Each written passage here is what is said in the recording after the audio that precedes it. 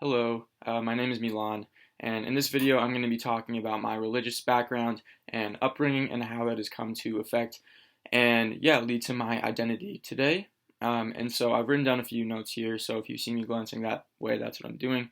But I would start off by saying that my family probably isn't the typical, American family, in that my mom is from Bangalore, India, and she was raised to be Hindu and still practices to an extent.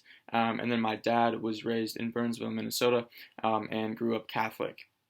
And my parents did agree to raise my siblings and I have two brothers, as Catholic. And so this meant, that we attended church regularly. We received the various sacraments. We celebrated things like Christmas and Easter and other religious holidays.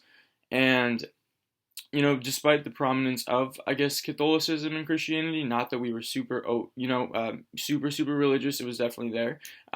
We still, had a lot of elements of Hinduism in the family, and so this included things like talking about Hindu gods and goddesses, having statues of them, in various places throughout the house. I know that I grew up with a few of them on my bedside table.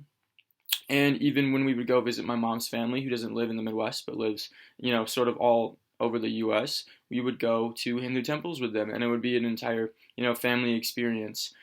And so I would say that a lot of my identity then is based upon the intersection of those two worlds and those two different religions. But at the same time, I'd also like to add that the sort of intersection of two worlds is some of that is in religion, but a lot of it is just culture in general. So that included things like food, dress, language, and there are so many other unique aspects to the cultural difference between my family or between my parents, and religion is one of them.